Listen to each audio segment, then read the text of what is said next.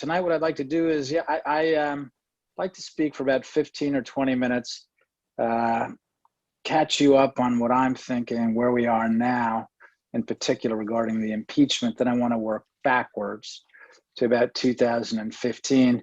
And then, yes, as Jane said, she and I will speak for a bit. She'll ask me some questions. Then I'm really eager to hear the different questions or even statements or comments that you may have. I just think it's more interesting, especially now that we're distant. We're only communicating online. I think it's especially nice to have as much engagement and exchange as possible. So with that, let me just start off talking about the impeachment. I'm not sure if many of you are following it. I'm following it with only a minimum amount of interest. I'm here in Washington, D.C. right now. And many of you may know the different things that have been going on over the last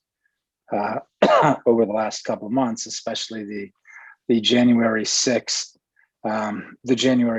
protest. I mean, it was, there was sporadic violence, but there were hundreds of thousands of people there. There were families there.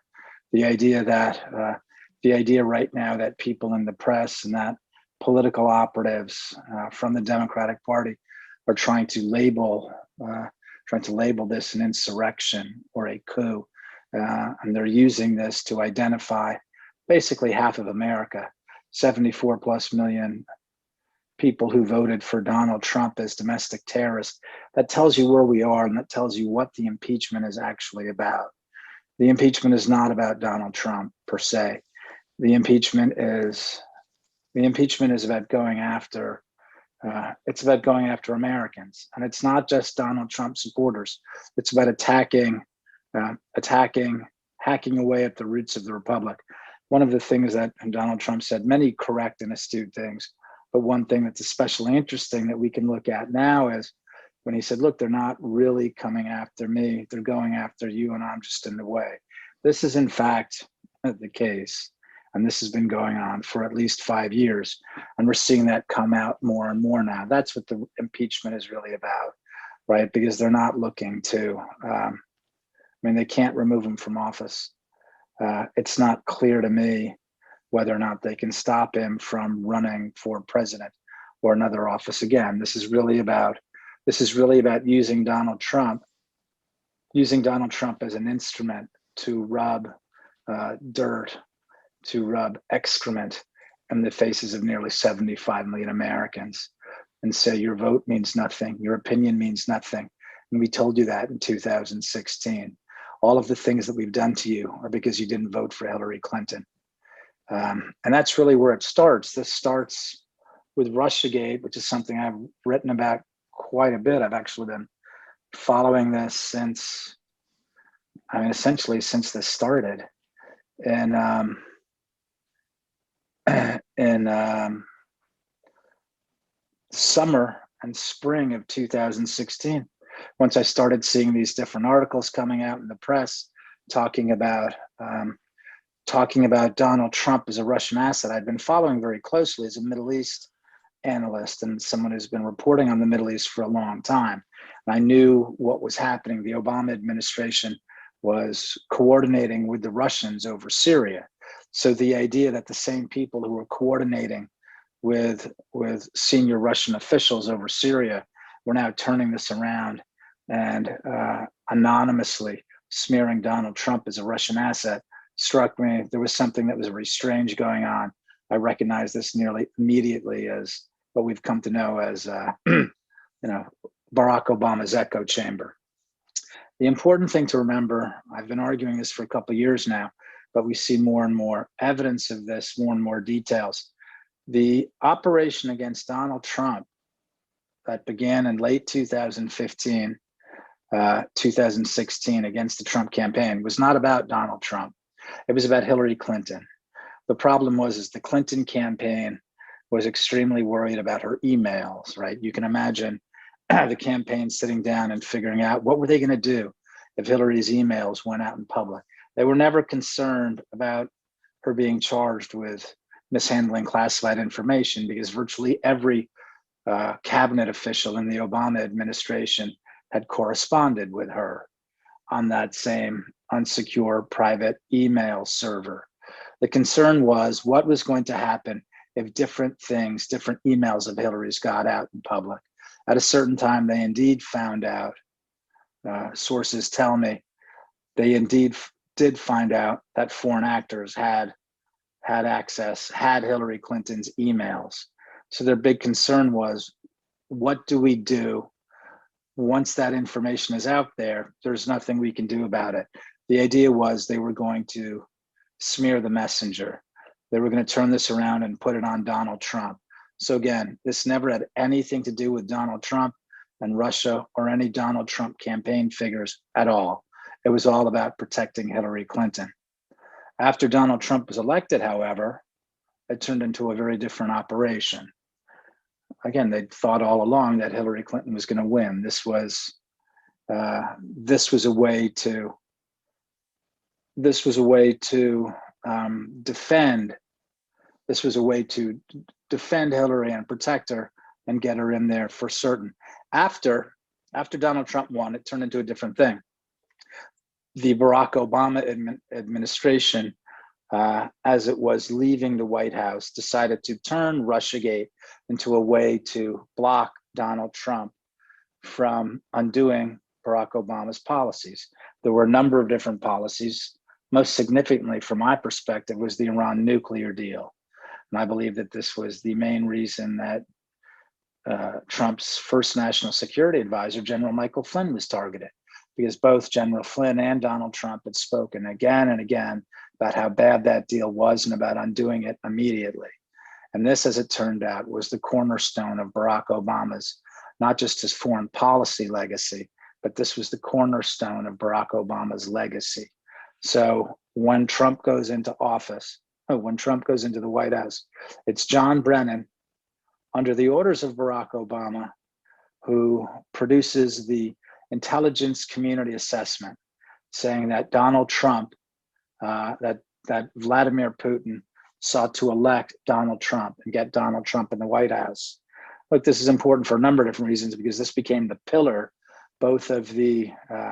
this became both the pillar of the intelligence community's war on Donald Trump, as well as the press's war on Donald Trump. So this was an information operation, as in third world countries. This was a third world information operation, tying the Ministry of Information, also known as the media, to the Ministry of the Interior, also known as the intelligence services. When you hear people go on now, as I'm sure you have, this is one of the regular talking points coming out of the Democratic Party and their allies in the prestige press, about how Donald Trump interrupted the peaceful transfer of power. This is absolutely nonsense. And of course, this is precisely what Barack Obama did in 2016 by ordering this intelligence community assessment that John Brennan produced. The purpose was to delegitimize the Trump presidency. And we saw the results of that over the course of 4 years.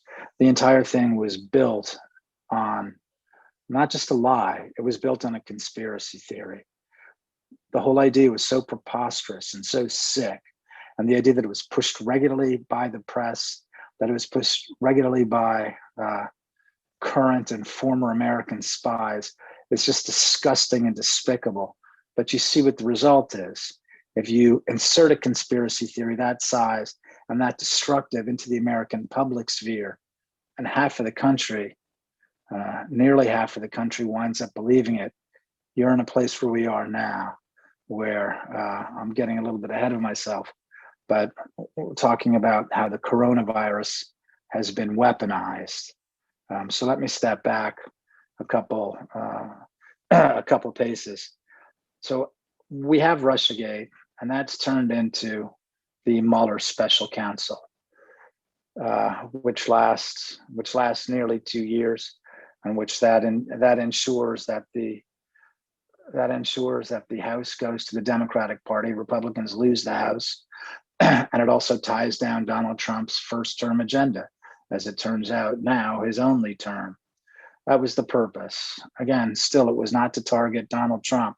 It was to go after American voters, the people who chose Donald Trump, who recognized that Donald Trump campaigned on defeating the swamp, on fighting the swamp. And the swamp fought back.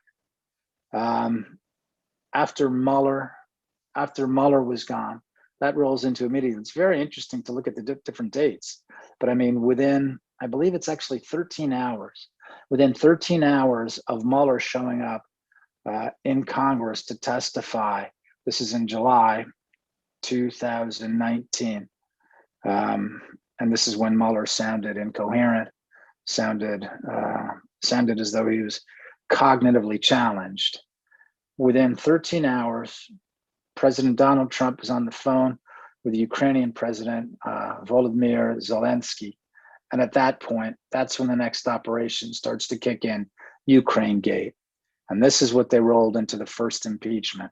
The significant thing about Ukraine Gate, if you look at the detail, and I go through the details in my my second book on these matters, The Permanent Coup.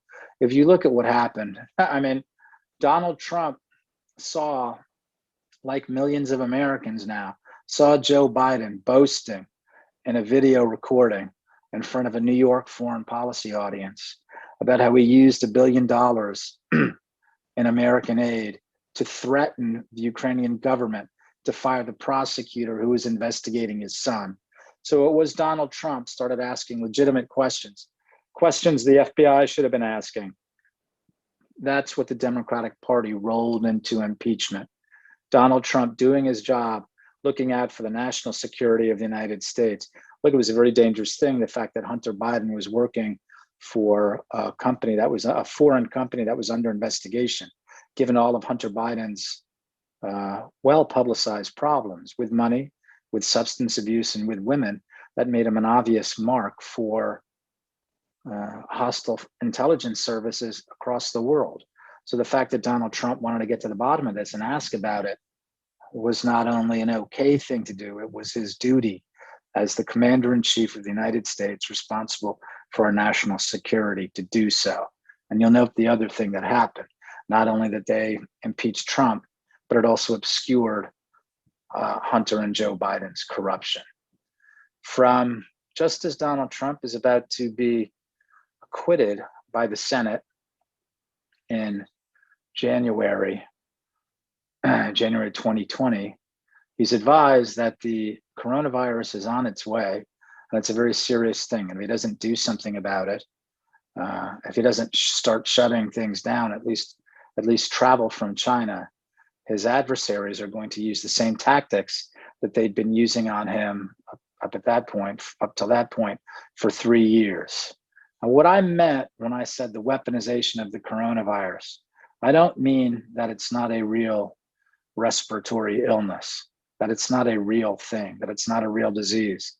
What I mean is, as many of you have observed as well, the way that different officials around the country have used the coronavirus, and this is what makes it so disgusting. They actually use something that's a real thing, that's a serious thing, to hurt their political opponents, right? The most famous example I can think of, because I'm originally from New York, is that the mayor of New York, Bill de Blasio, shut down a whole bunch of synagogues and Jewish schools and prevented Orthodox Jews from praying. But only weeks later, in the same borough of Brooklyn, the city of New York celebrated the Blacks Trans Lives Matter parade. So that's what I mean about weaponizing the coronavirus. And we saw this all around the country. Democratic Party officials using the coronavirus as a way to target their adversaries and to the advantage of their allies. Most poignantly and most disconcertingly was the destruction of small businesses around the country. While Jeff Bezos, in last count, I think, he'd made something like $85 billion during the course of the coronavirus. So large distributors like Jeff Bezos have become profoundly rich, while working Americans have lost not only their jobs and their life savings, but their dreams have crashed. So again, that's what I mean about the weaponization of the coronavirus. And again, this is why it's important to recognize when I talk about the permanent coup, what I'm referring to is it's not just about Donald Trump. Donald Trump is the instrument that they used by attacking Donald Trump. That's how they attacked the American Republic. That's how they attacked That's how they attacked us, the American public.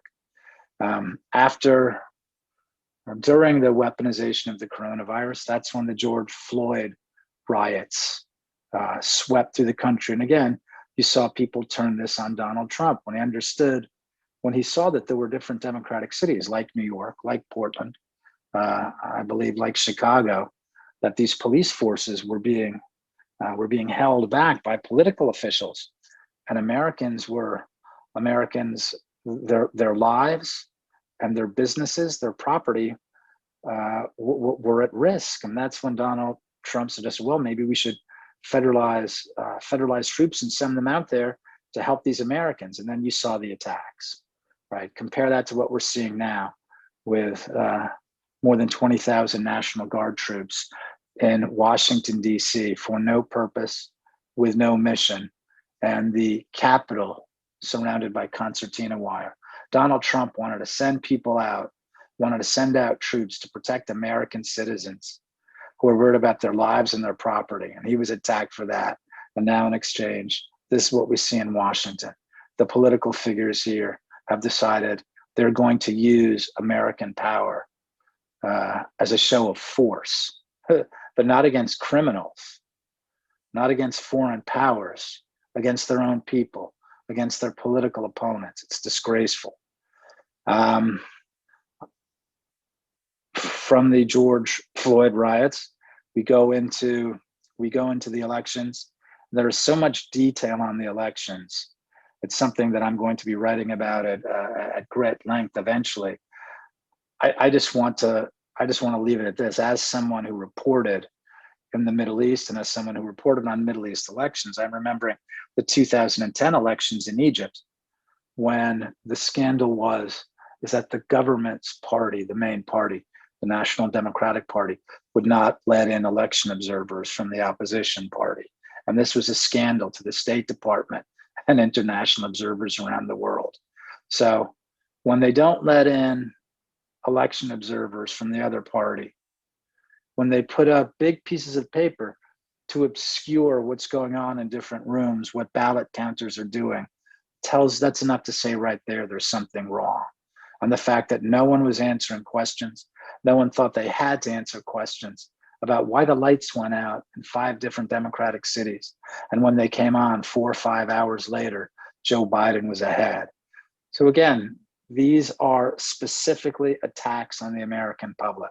Where we are now is, I wrote an article last week called "The 30 Tyrants," and it's using analogy from a piece of history from the end of the Peloponnesian War in 4004 BC, when Sparta installed a pro-Sparta faction to govern over Athens, which had lost the war.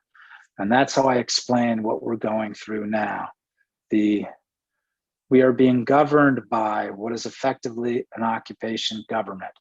The Joe Biden government is at the head of a larger oligarchical regime, which includes the political elite, the corporate elite, the cultural elite, which of course includes the media.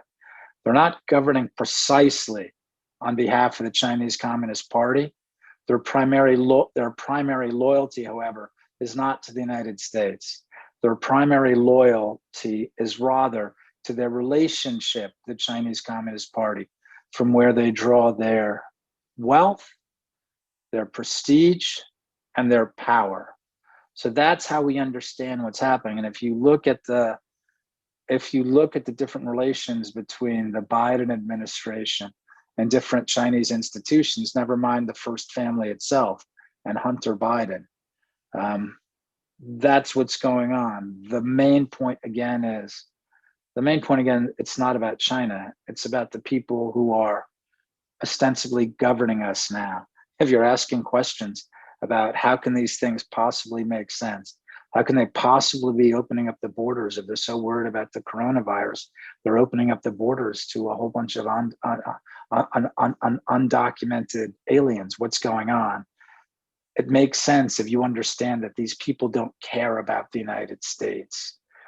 Their primary loyalty is not to this country or to its citizens. It's to themselves It's to a very small faction of the American public. It's to a very small number of people.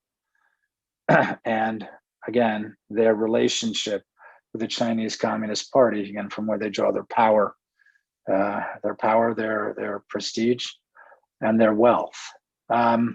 That's a lot. I know. I wanted to give some sort of sense of, we're calling this the conversation we're having the permanent coup. Again, I wanted to drive home the central fact, which to me is, it's not about Donald Trump, and this will continue. This is how I saw it before the election. My argument is that certainly we need Donald Trump to win to give us a little more time to prepare. But regardless of what happens, this is a very significant conflict, and it's ongoing. Regardless of Donald Trump's electoral chances, this very serious struggle for the future of the republic will continue. I'm actually quite optimistic. I'm quite optimistic about our chances, but I also realize that we're heading into very dark territory, and it's going to get very serious. One of the things that I found, I remember, I'll just speak for 1 second, and then Jane, it would be great if you want to ask some questions.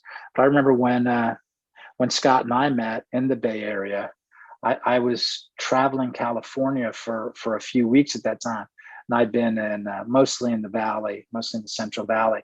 And one of the things that was so exciting to me is that so many of the people I spoke with understood that it was a meaningful time in our country's history.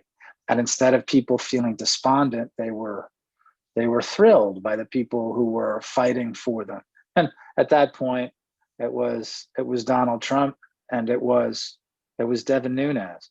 I mean, we're lucky, actually. If you look at what's happened over the last couple of months, there are more people who have sort of picked up the banner, like Senator Hawley, Senator Cruz in many ways, Congressman Gates. But the important thing is what we, American voters, what the American public, what we're ready to do, what we're prepared to understand, what we're prepared to see. And that's the main reason that I'm so optimistic. I just see people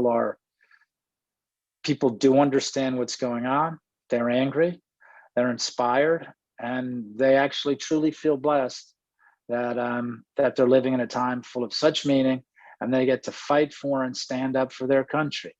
They get to say what they believe about American history, American symbols, our American heroes, which the left has spent the last several years a thoroughgoing campaign of desecration. And this is a large part of what the George Floyd riots were about, and the 1619 Project run by the New York Times. Remember, all of these things are sanctioned by the most prestigious brand names as part of the elite. I mean, the New York Times, and their whole idea is to desecrate American history by saying it's systemically racist. So again, I'm optimistic. I'm excited. I thank you for inviting me. I'm really excited to be with you, and hear your comments and questions too. Thank you, Lee, and it's terrific to hear your optimism. We hear from so many great patriots here at the forum, and we find their fight and their power and their interest in keeping liberty present is also really inspiring. That's great. So, gosh, I have so many questions for you. Okay. You've been talking, people may have heard you on the news, you referred to the relationship with China. When did our relationship with China take a turn towards today's version? And could you explain what you mean when you talk about the China class? Yes.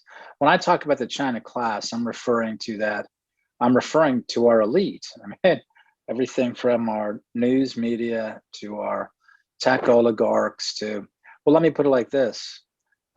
Before Donald Trump, no one really expected to see Apple CEO Tim Cook and basketball superstar LeBron James in the same family album. But there they are, and for the same reasons, because they both, they make their money off of China, both off of cheap Chinese labor. Apple goods for Tim Cook, and for LeBron James, things like Nike sneakers, and also as well a growing Chinese consumer market. So when I talk about the China class, and it's really amazing when you put it together, the number of corporate leaders in America. I mean, one of the things that'll surprise people is that China represents the largest market for art in the world. So even American artists, people like Jeff Koons, American auction houses like Christie's and Sotheby's, all of these things are dependent. The success and wealth of the people who own and run these things is dependent on this relationship with China, which has impoverished, right? Everyone talks all the time about, oh, isn't it amazing how the Chinese Communist Party, say what you will about communism, but they managed to bring 500 million peasants out of poverty. And look, they have a growing middle class now. Yes, of course, that's at the expense of the American worker. That's because we sold off we gave away our manufacturing base. We moved our manufacturing base and many other things to China. So when I talk about the China class, I mean the people who have profited from that relationship. That relationship really kicked into full gear. Of course, Henry Kissinger in 1972, he and then President Richard Nixon really opened up the door to our relationship with China. But I think at that time, they didn't have any sense that China was going to be an enormous figure in international trade, or the anchor of the World Trade Organization. But by the mid-90s, that was certainly the case. 1994, and that's when Bill Clinton decided to delink human rights from trade policy. And it's shameful, because once you understand what happened, there are different rationale for saying things like, well, of course, we also hope that China would become more democratic. Well, look, the man who was Chinese premier at the time, Jiang Zemin, who of course, as many of you will know in the area, is that Jiang Zemin was a longtime friend of former San Francisco mayor, now California Senator Dianne Feinstein, right? But Jiang catapulted to power in 1989 because he was the man who made the hard decisions regarding Tiananmen Square. I mean, not hard decisions to be a hard man, to send tanks out to Tiananmen Square.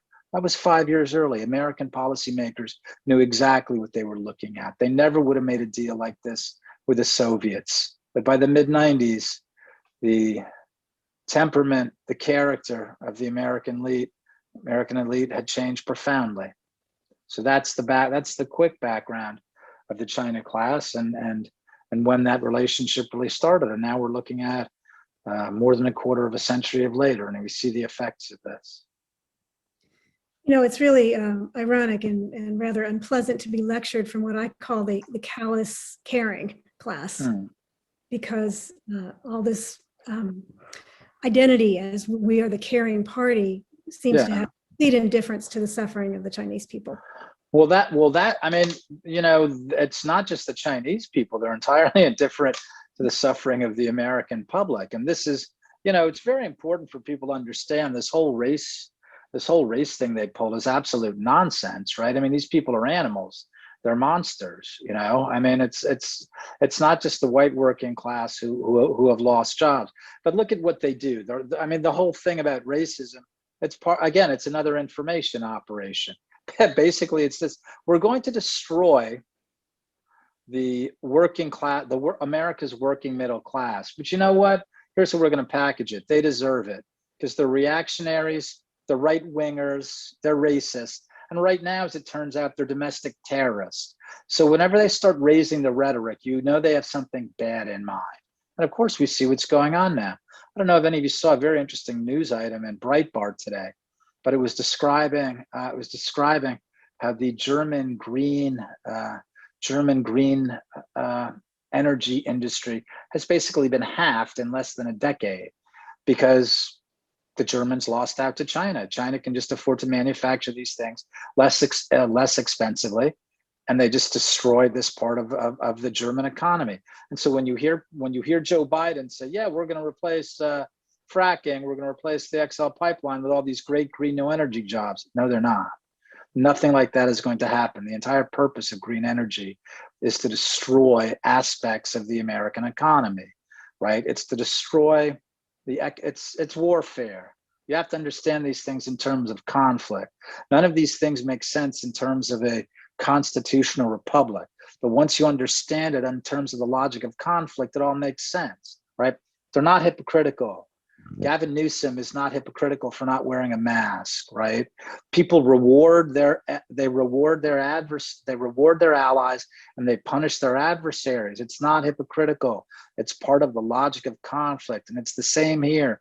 The reason that they're destroying red states, the economic foundations of red states, is because they're hurting their opponents. That's all they're doing. That's what's going on here. It's conflict, and they're waging it against us. I promise you, I did read your book. In fact, I will. No, it's okay. I mean, I'll hold it up for our audience. I highly recommend it. Right. It's really readable. Although the timeline in the beginning is almost like, those kind of children's gumball machines that have all those toys in them. All the stuff started falling out when I started reading the timeline. I couldn't wrap my mind. But the rest of the book is, because there's so much, but the rest of the book is so very, very readable. But I caught something though. You used the expression on the very first page of the book, the normal course of things. Lee, is the weaponizing of government institutions against its political enemies, impeachment of our leaders without due process, now the normal course of things? Well, for one half of the political spectrum, it certainly is, right? For the Democratic Party, absolutely. Look, it's very important to understand who they are. This is not okay. Here's one way I like to put it. Whenever we talk about them as the left, they're not the left, right? What they are is, including the media, right? I mean, I worked 25 years ago at the Village Voice, which was America's original alternative news weekly, right? Founded, among others, by Norman Mailer. That was the left. The left comes out of a tradition of standing up for workers, right? These people do not stand up for workers, right? When Donald Trump says, I'm here to save, the reason that I want to close the borders down is because I want to save American jobs. I want to protect Americans. That's why I want to bring these jobs back from China. And what's the response? He's a racist. I mean, this is absolute nonsense, right? So none of these people are really on the left. They're just shills for corporate interests. That's all they are. The media, it's just a courtier class at all right now. That's nothing to do with left or right politics. But yes, this is not the Democratic Party that people were familiar with a quarter of a century ago. It's a very, very different beast. And unfortunately, one of the bigger problems is that we don't have right now a tremendous amount of people in Washington on the Republican side who understand what's going on, who are protecting us. I mean, it gets some people upset, but the example I like to raise is why was the Republican Party spending so much time defending Liz Cheney? I mean, Liz Cheney was calling the January 6th protest an insurrection. I mean, so what's that? I mean, again, the point is to smear and attack 75 million Trump supporters. This was not an insurrection. It was not a coup. It was a protest. In the phrasing of the prestige press, it was mostly peaceful. It was sporadically violent. And by the way, the people who broke the law, it appears people really did break the law. The people who broke the law are Americans. They should be charged with misdemeanors or felonies that they're alleged to have committed. They don't get redefined as domestic terrorists. So the problem is that where are the Republicans who are supposed to be standing up and saying this? Again, I mentioned some of the people before who are doing the right thing, like Senator Hawley, like Congressman Gates, but frankly, people need to understand who this party is. This party has been conducting a coup since 2016, and our Republican officials need to get with it and understand what's happening. So do we have a republic anymore? Do you have faith in American institutions at all? We have the vestiges of it. I think we no longer have a justice system. I know that people say, well, it's a two-tier justice. They are upset because they say it's a two-tier justice system. I don't think it's that at all. No, I think it's an instrument used by I think it's an instrument used by political powers to hurt their adversaries and reward their allies. I mean, again, the George Floyd riots went on. Like, how much destruction did they cause? What happened during the course of the George Floyd riots? These were nationwide. I mean, billions of dollars worth of damage. But on January 6th, all of a sudden, 75 million Trump supporters are under the spotlight as domestic terrorists. So again, that tells you that insofar as political officials and law enforcement may really move on that front, tells you we don't have a justice system as such anymore. We have the vestiges of a republic. We have a skeleton of it in some parts, but right now we're just in a very different territory as the United States. I mean, the evidence is all around us. Look at this nonsense second impeachment today. Tragic, but that's where we are. Do you get the sense from Devin and from others, even Trump, that they were surprised at this depth of corruption? They continue. Everyone is. Yeah, I think everyone was surprised. I don't think that, for instance, I don't think that Donald Trump understood how swampy the swamp was, right? And I'm not just saying that they were dirty and corrupt. I don't think he understood. One of the things I write about, Donald Trump kept talking about China, and he kept talking about how corrupt these people were. But as he kept attacking them and going after them, right, they were defending themselves. They're fending him off. They're defending themselves. I think it was at that point that they became self-conscious as a network of interest. They started to look around and go, oh yeah, look at that. Right. Now I see that those people have something in common with us. And so actually we're all on the same side. It's not just we all share the same cultural taste. We all love the new Bruce Springsteen album or whatever it is, but they started to recognize that the source again of their power, their wealth and prestige, we're all coming from the same places. So no, I don't think that Donald Trump knew that. And I know that Congressman Nunes was very surprised to see a lot of these. I mean, it's shocking, right? I mean, who would have imagined that this is the thing that we see in the United States? We see federal law enforcement working hand in hand with the press to target an American president. It's astonishing. But now we're no longer surprised, right? After the things we've seen, we can no longer afford to be surprised, or no longer afford to be like, wow, this is mind blowing. I can't believe there's a second impeachment. Now it's time to come up with different ideas. Now it's time to strategize. And not all of our strategies, I think, have to involve politics, right? I think it's time for us also to, in a way, bracket politics and remember who we are. Like, your guys, your organization, I mean, it gets back to the foundations of the country. There's many important things about this country. The power of community, the power of worship, the power of communion. So some of these things are to remember that our rights are endowed by our Creator, not by the government. So I think that should be part of our strategy going forward too. Remember where we derive our strength from. And it's not, I mean, even if the Republican Party was doing all the right things it's supposed to be doing, finally, that's not where we as Americans derive our strength from. We derive it from family, from community, from patriotism, from friendship, from God. Come from different places. We need to cultivate that more, I think. Boy, I think you're so right. I think that I have to share that I cringe every time I hear the word diversity, because it has the same origin as the word divide. We have diversity now for everything instead of variety, and we forget what. Yeah, diversity is garbage. I have, you mentioned I'm actually from I'm from Puerto Rico, but I spent a lot of time in Lebanon. But my friends from Lebanon, they say, yeah, I'll tell you what diversity looks like. It looks like the Lebanese Civil War.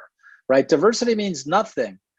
Diversity is a recipe for war unless you can unite people around shared values and shared beliefs, right? Doesn't mean that everyone has to agree all the time on everything, No one expects that. That doesn't happen in a family. It doesn't happen in a town. It doesn't happen in a church, in a synagogue.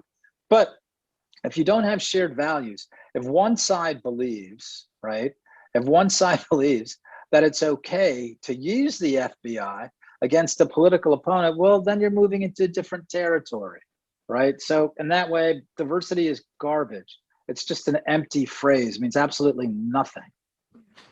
Well, I think they are truly masters at projection. Do you think the American population has a sense not only that a line has been crossed, or are they still asleep?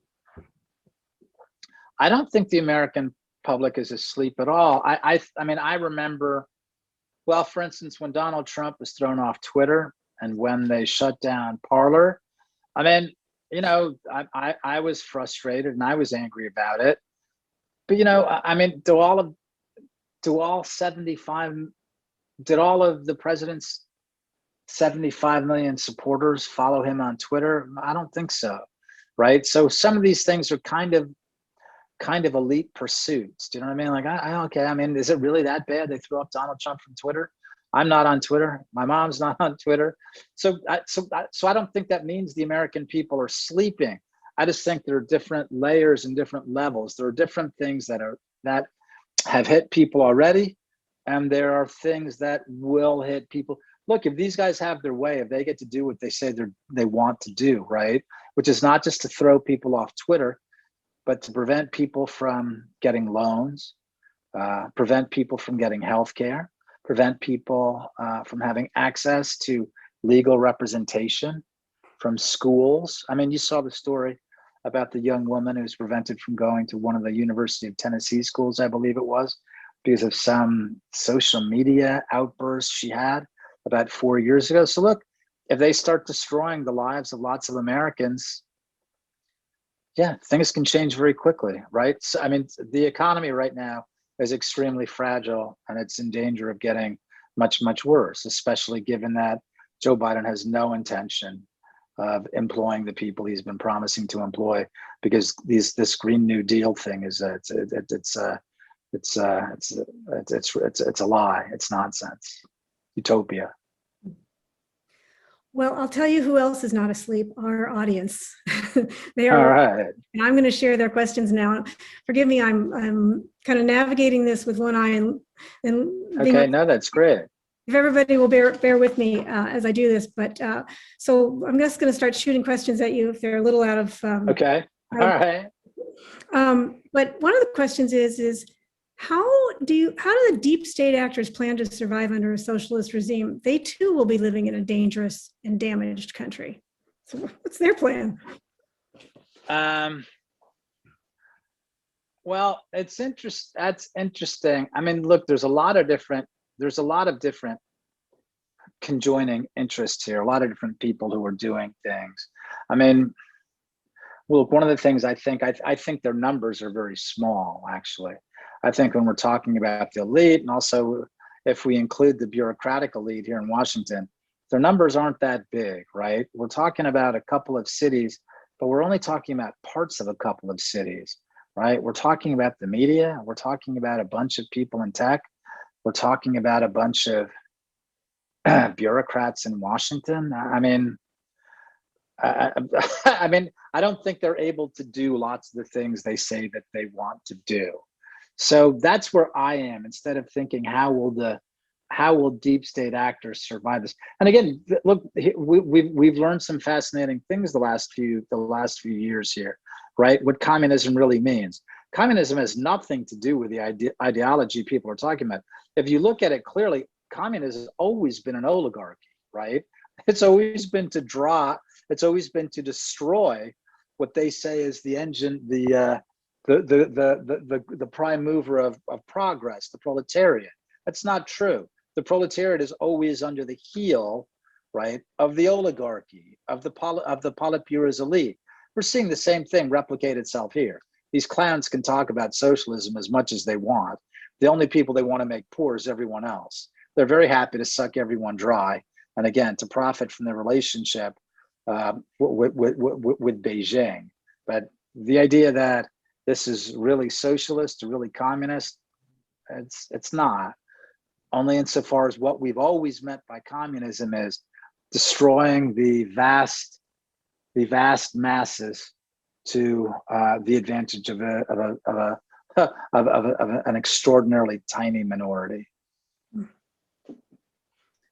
One of our listeners would like to ask you, what do you know of Biden's pick for head of the CIA and his relationship with China? Yeah, I mean, there was a news item that Chuck Ross in the Daily Caller, is an excellent reporter, found last night, that when he was head of a think tank here in Washington, I think it's Carnegie Endowment for International Peace, that he wound up generating a lot of money from different figures who are close to the Chinese Communist Party. I mean, my concern with that CIA pick, until I saw this story, was that this represented the Biden administration making overtures to the Iranians, right? Because that was, again, this was Barack Obama's foreign policy legacy. So it's very important that Joe Biden's a mummy, right? Joe Biden is an avatar for Barack Obama's third term. There's no such thing as Joe Biden. So obviously this, getting back into the Iran deal is very important, as is restoring what they look at as normal ties with China. So yeah, certainly the CIA director, William Burns, appears to fit the mold of other Biden administration principals who also have financial relationships, professional relationships with the CCP. Where do you think the U.S. military is on this fight for the country? What if I can just add, what do you mean, where do I think the military is on that? That's a question from the audience member, but I'm guessing they're wondering if you think that they have America's back, or that they're controlled as we saw some strange things from generals over the last year. Yes. Yeah. Oh yes. Yeah. My sense is that there aren't that many Americans who join our armed services to point guns at other Americans. First of all, I mean, I think that all of us have that sense. Yeah, certainly though, a lot of the stuff that generals, especially retired generals like James Mattis, a lot of the things they've been doing has been very upsetting and very disturbing. I think probably general officers, though, I mean, I think those are very different once you get into, once you get into regular soldiers. So I don't know, but I certainly don't want to think that it's going to come to that, that our armed services have anything to do. So I look, as I've said, we're in the middle of a conflict, but none of us want this conflict to get what the military would call kinetic. No. Most people abhor violence, and the idea that we would be violent with one another. Well, it's already been a very violent year, but that it would be worse is really unthinkable. Yeah, horrifying. Right. Yeah. Another question here is, what role does China play right now in our relationship with China? I'm sorry, what role does China play in our relationship with? What role does Russia play in the relationship with China that you're describing? Oh, that's interesting. I think there were different times during the Trump administration. I think that different people, the idea, other people have written about this, that, one of the plans of the Trump administration was to try to, I wouldn't say exactly get Russia on side, but it wanted to try to nudge Russia away from China a little bit. And of course that was impossible. Right? Because the way that they used Russiagate. I don't know if that was intentional, but it certainly had that effect. I mean, Russia, there was no way for Trump to do anything positive with Russia. And there might have been a way. That is something certainly they were looking at going in. Would that have been possible? I don't know. It would have been worth exploring. But because of all the Russiagate nonsense that Trump is somehow beholden to Vladimir Putin, there was no way to get around that. So of course the Chinese were at least extremely fortunate in that regard, if there weren't people who were pushing it precisely for that reason. A couple questions about the election, Lee. One is, pretty much, do you think it was stolen? Another is that recent revelations that actually 2/3 of the court cases that were actually heard brought by the Trump lawyers, election fraud, were won by the Trump side. Do you have any information on what happened? I don't, but let me answer the question. What do I think it was stolen? I mean, I'm sure a lot of you out there saw this article last week in Time magazine, where it says, "Oh, the election wasn't stolen; it was fortified." No, I mean, what they're saying is, I mean, everyone was talking about this article last week, so I'm sure they admitted it. They said, "Yeah, this is what we did." Right? We did all sorts of things, including unconstitutional things, to make sure that Donald Trump didn't have a chance. Right? I believe that we're one of the few countries in the West that uses mail-in voting. Period. And to this extent, I mean, it's banana republic stuff. But that was the purpose. The purpose all along was always to overwhelm the system and to create chaos. That's what Barack Obama was doing, and that's why Barack Obama was pushing, and that's the Democratic Party was pushing mail-in voting in March. But as I report in my book, I mean, all of you can go back on Twitter and find it. It's April 10, 2020. Barack Obama tweets 3 times in a row about voting by mail. So they knew they knew what they were doing. They were creating chaos, and that's what we had. And yes, it gave them an opportunity to, as they claim themselves, it's not me making this claim, as they claim themselves, they stole the election. Yeah. So that fortification that they describe, the stealing. Fortification, nice word. Yeah, fortification. Right. I love the playing with words. It's really an extraordinary. Yeah. But as far as that goes, it seems odd. They were bragging about it. Now we know they brag about things like, Comey bragged about tricking the Trump administration in its early days. Biden bragged about what he did in Ukraine, right? Using his leverage, his billion. Yeah, right. Good point. So they do when they feel happy, they do brag about these things. But I also sort of wonder, there's a lot of psyops going on. It seemed odd that they published that.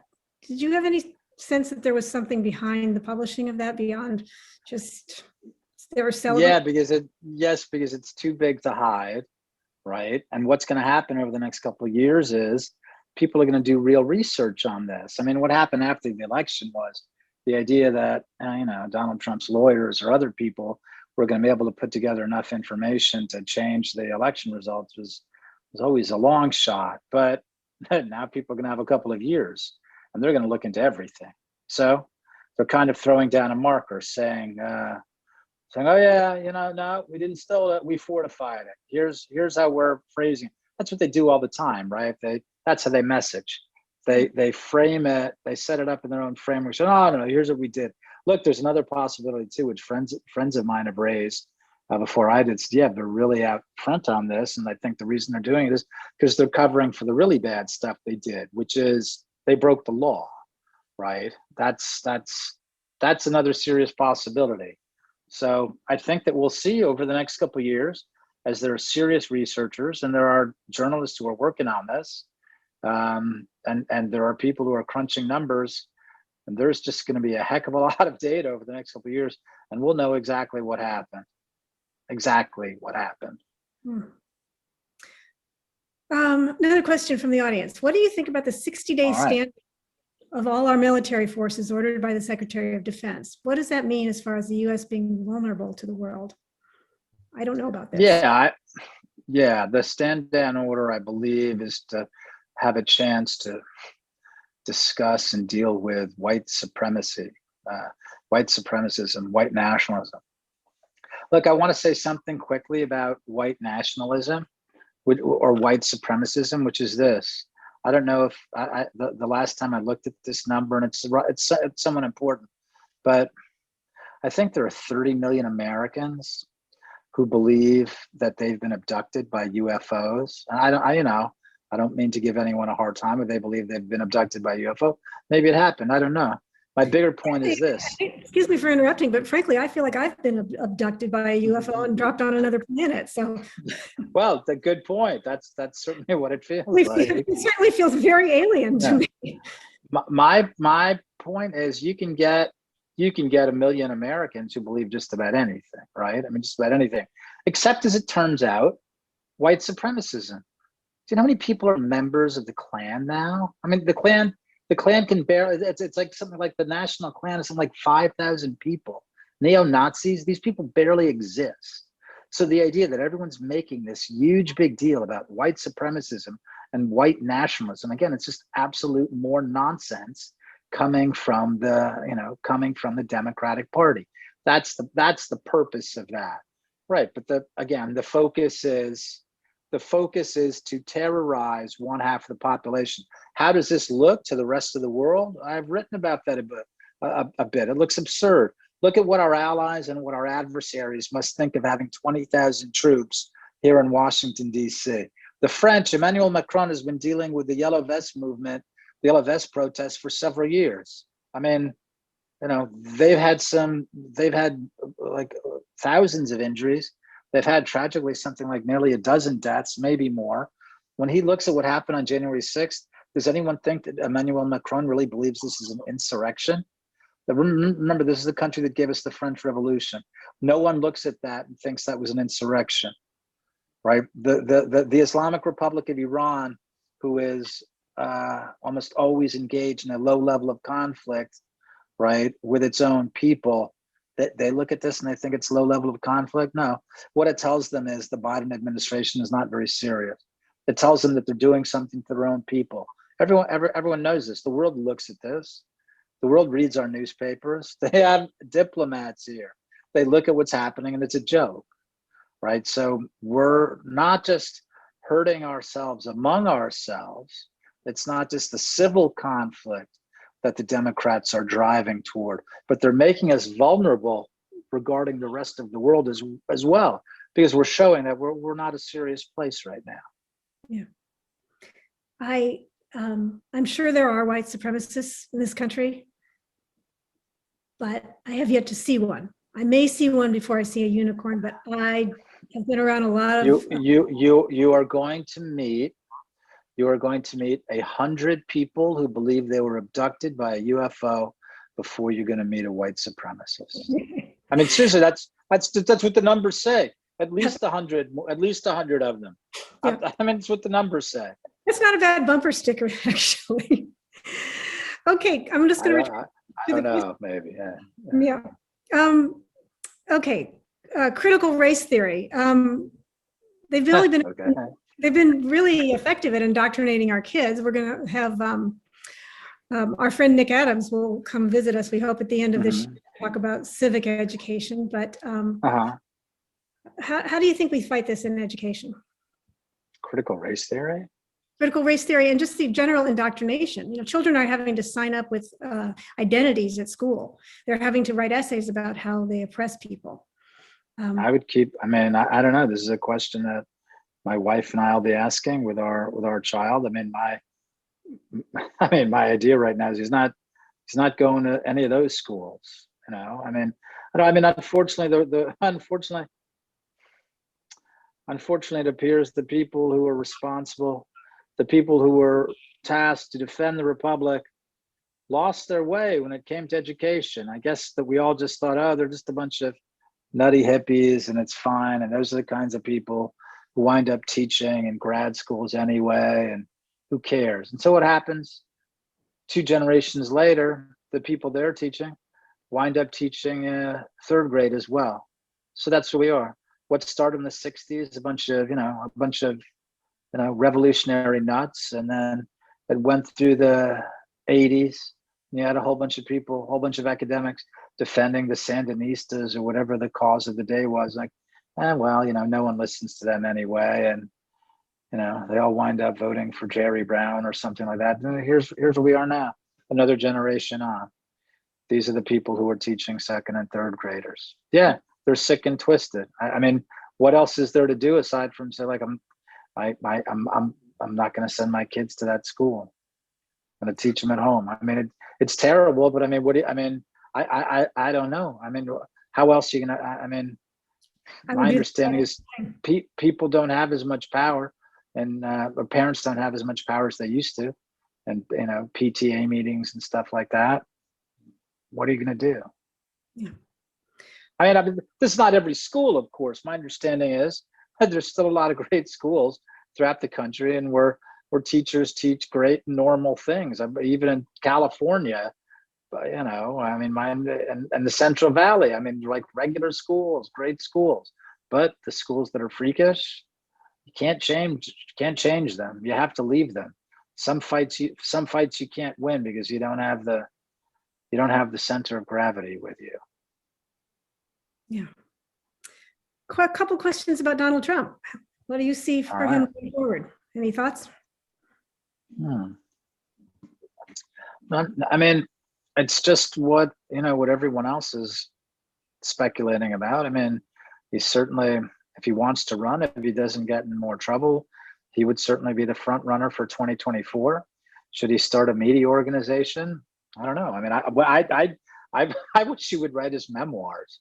So regardless of what happens in 2024, I mean, I'd love to know his opinion, what it looked like to him, what was going on.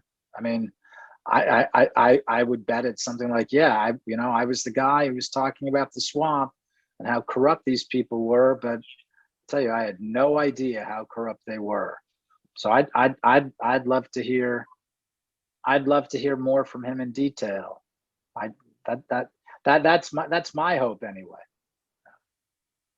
Lee, what would there are a lot of people who are frustrated that there haven't been more indictments, that people haven't been held accountable for the crimes and corruption. But what would America look like tonight without Devin Nunes, without Kash Patel, and I would add without you, because you have worked so hard. That's very too kind.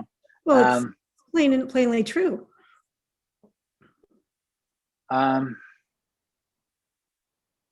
One of the important things about writing, especially that first book, The Plot Against the President, was to give people credit, because so much of the time, so many it's like, we send these people to Washington and they don't do their jobs. And they just, they waste our time, they waste our energy, and they just go there to make money. So I wanted to write something about people who did the right thing at the right time.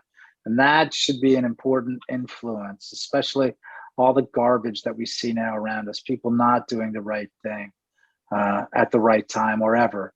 Now, these are people who believe in America and they believe in Americans. So that's always been inspiring to me, and it still is. These people who love the country, they believe. It's not something like it's not, you can't make it abstract really. So they believe in justice. It's like they walked through the fire. They knew what they were getting into, and it got worse. But they kept walking through the fire and they said, "Bring it on." That's impressive, I mean, that's very impressive when you have people who do something like that. So those people, I mean, they became heroes, and they are heroes. What they did is something heroic and deserves our gratitude, and we should be inspired by it. It's one of the best things that's happened. It's one of the best things that's happened in this country in a long time, to see people stand up like that for America, in spite of all the bad things that are happening. But that should be an inspiration to all of us. Yes, I will ask that you express our thanks to Devin for just that. I will, definitely. Appreciate that. So we have one more question, and we have lots more questions, but we can't keep you all night. And you're awfully nice to stay up late with us on the East Coast. No, it's a pleasure. Yeah. By the way, by the way, I mean, if people don't get to ask questions now, I mean, I list my Proton mail account on my Twitter feed, which I think they haven't taken down tonight, but we've been on the phone. So people, I can't say exactly when I'll answer, but if people have questions, then please feel free to to send me an email, and I'll try to get back as soon as I can. That's extremely generous, and I bet you'll have. Yeah, I mean the email is up there for people to ask questions or for people to send tips. I prefer people don't hassle me, but people don't threaten me. That's kind of a drag, but that's why the email is there. So thank you for that. So our last question will be basically this, and this is from our president, but I think it's also from all of us in a sense. Okay. If this is a lengthy attack of considerable duration on our Constitution and duly organized government, what do we do? What is your call to action for us tonight, Lee?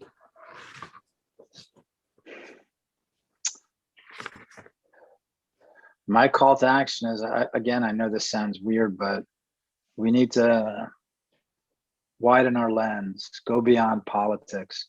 We don't have a lot of political plays right now, right? We don't have Republicans in the House.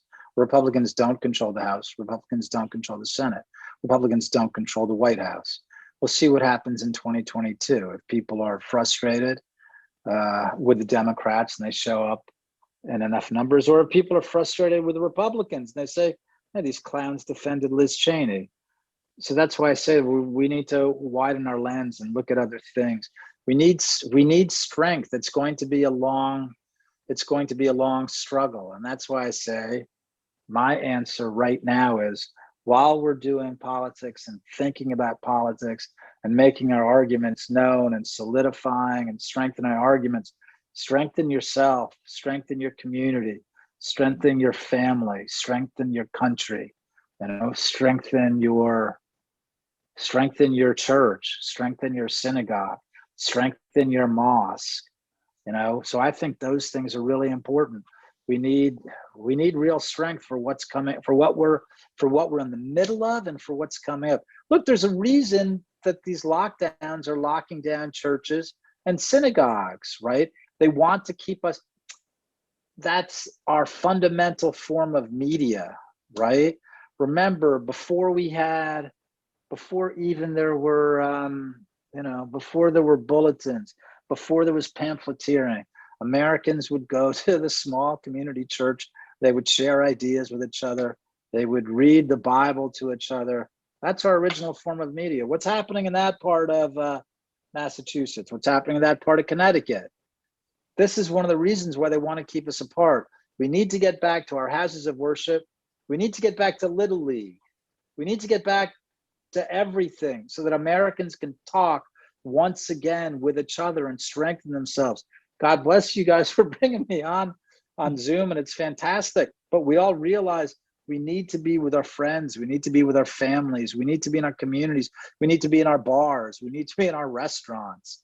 We need to be in our marinas. This is one of the things we have to do, and this is one of the reasons for these lockdowns. These lockdowns, this is one thing I wrote in an article. Look, you hear all the time, they'd never implemented lockdowns before. This was a unique approach to a public health crisis. The reason they were never implemented as public health measures is because lockdowns are a historical form.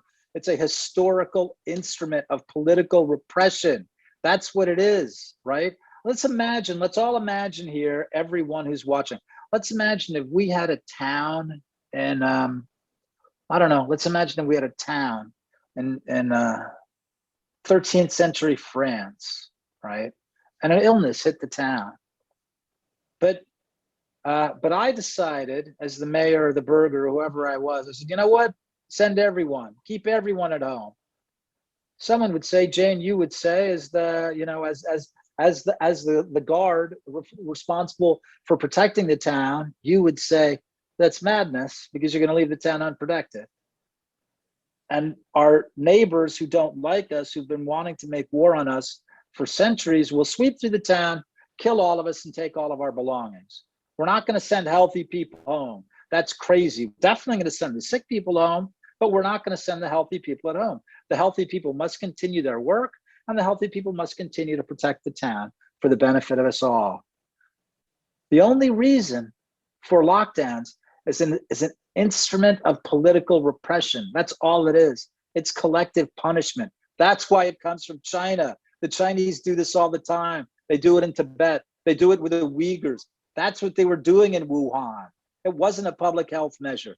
They were worried about Wuhan getting out of control again, as it had a couple of months before, when they were protesting against air pollution. This is what's going on.